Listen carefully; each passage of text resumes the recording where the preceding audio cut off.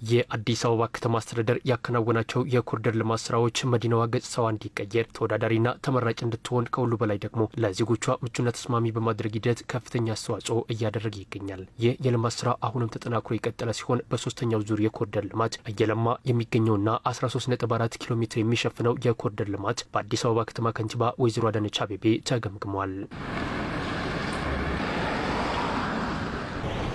ከሁለተኛው ኮሪደር በኋላ የጀመርነውን የኮሪደር ስራ ከማለዳ ጀምረን ስንገመግም ነው የቆየ ነው። ሰፋ ያለ ኮሪደር ነው። በአጠቃላይ ወደ 13.4 ኪሎ ሜትር የሚሸፍን ኮሪደር ነው። የመጀመሪያው ረጅሙ ከቦሌ ብራስ መስመር በቦሌ ሃይ ስኩል እስከ እንግሊዝ ኤምባሲ ድረስ የሚሄደው ከቀበና ጋራ የሚገጥመው ነው። በዚሁ መስመር ላይ ከዚህ ከቦሌ ሃይ ስኩል ቦሌ መድኃኔዓለም አካባቢ ጀምሮ እስከ ሜንኮ ድረስ ወደ መገናኛ የሚሄደው መስመር ላይ ይገጥማል።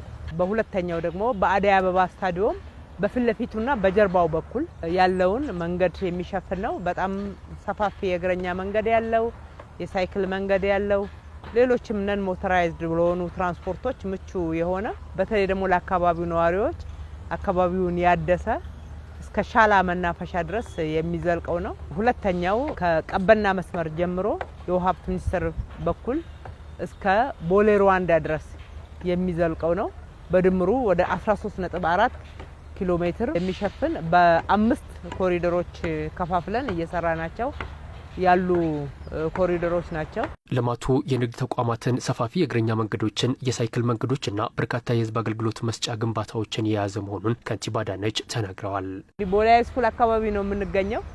በሄክታር ሰፊ ስፍራን አግኝተን ስፖርት ሜዳ፣ የልጆች መጫወቻ እንዲህ አይነት ሰፊ ፕላዛን የፈጠር ነው። ከቦሌ ሃይ ስኩል የወሰድነው ቦታ ነው።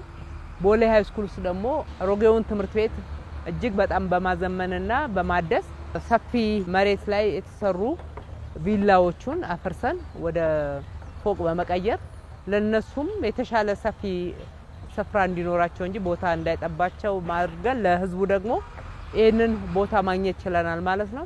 በየአካባቢው ስንሄድ እንዲህ ነው የምናገኘው። በአዲስ አበባ ስቴዲየም ዙሪያ አስቀድመው የተጀመሩ የኮሪደርና ሌሎች መሰረተ ልማት ግንባታዎች በፍጥነትና በጥራት እንዲከናወኑ የማድረግ ስራ ተጠናክሮ መቀጠሉን የጠቆሙት ከንቲባ አዳነች ጥራታቸውን የጠበቁ የኮንስትራክሽን ስራዎች ተካተው እየለሙ ይገኛሉ ብለዋል። አዲስ አበባ ስታዲየም ጀርባ ያሉትን ቤቶች ስናየው ክላዲንጋቸው አንድ አይነት፣ እድሳታቸው ወደ ቢዝነስ ቀይረውት አብዛኛዎቹን ቤቶች ትናንት መኖሪያ ቤቶች ሆነው ተዘግተው የነበሩ ናቸው። ዛሬ ከፈት ተደርገው አንድ አይነት ክላዲንግ፣ አንድ አይነት ቅብ፣ አንድ አይነት አጥር እጅግ በጣም አደይ አበባን ጨምረው አምረው ተሰርተው እናያለን። ለአካባቢው ለመኖሪያም ለቢዝነስም እጅግ በጣም በሚያምር ሁኔታ ታድሰዋል። በርካታ አዳዲስ ግንባታዎችን ገንብተናል።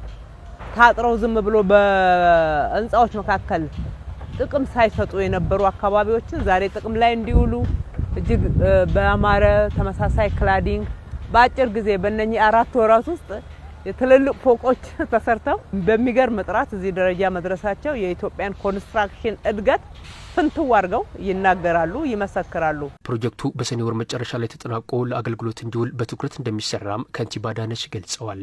ዛሬ ለብዙ ሰዎች የስራ እድል በሚፈጥር አካባቢውንም በሚያሳምር ደረጃውንም ከፍ በሚያደርግ ደረጃ ተሰርተዋል። ቺቺኒያ አካባቢ በጣም የማይመጥኑ ተግባራት ሲፈጸሙበት የነበረው ዛሬ ለሁሉም ለክብራችንም በሚሆን ስራ እድልም በሚያሰፋ አካባቢውንም በሚያሳምር ደረጃ ተሰርተዋል።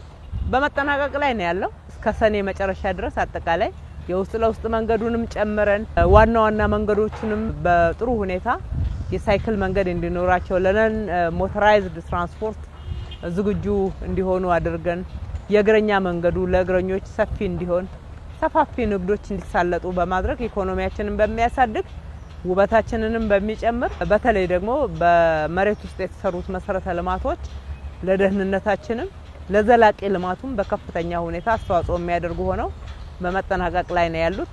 ባልነው ጊዜ እናጠናቀቃለን። የልማት ስራው በፍጥነትና በጥራት ተገንብቶ እንዲጠናቀቅ አስተዋጽኦ እያበረከቱ ያሉ አካላትንም ከንቲባ አዳነች አመስግነዋል።